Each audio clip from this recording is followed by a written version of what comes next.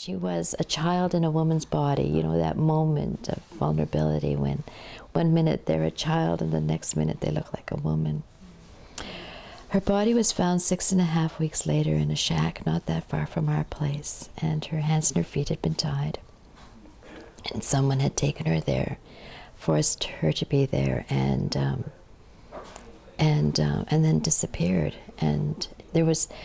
And we lived with the mystery of that for the next 22 years. The day that her body was found, of course, all the friends came up to visit us, and it was beautiful the way they came in with warm food, and they looked after us. But then around 10 o'clock, they designated a couple to stay with us, and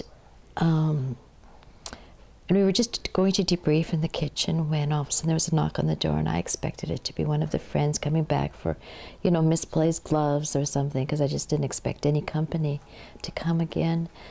And there was a stranger at the door, and he says, "I'm a parent of a murdered child too." And that was my first clue that my identity had changed. And then he said, "I've come to tell you what to expect." And from 10 o'clock to 12 midnight, I just remember him telling us in vivid detail everything that he had lost.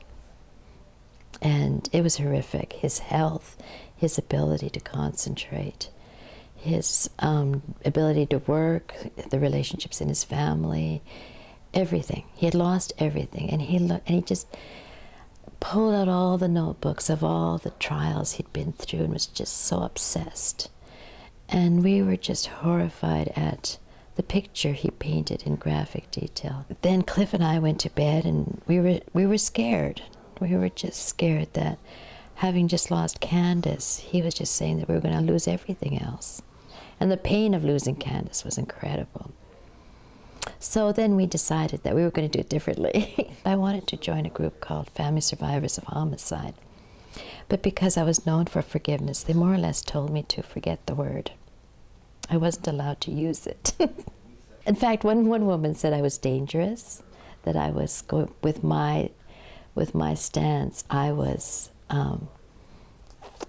promoting a permissive society, but our state of mind was that we were going to say no to the anger, no to the obsession. We were going to move past. We weren't going to get stuck, and to that meant we would let go. Just simply let go. We would not get stuck.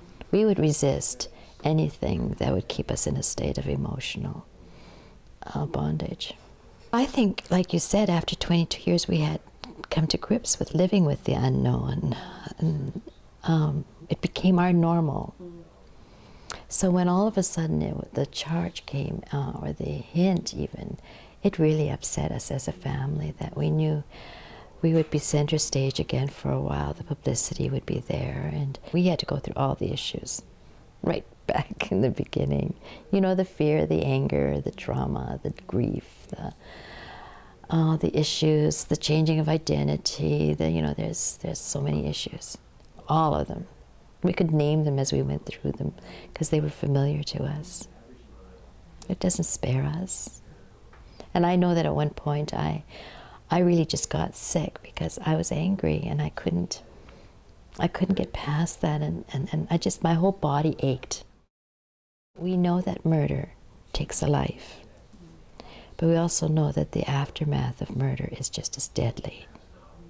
And I think the appearance and the presentation of that first night has never left us.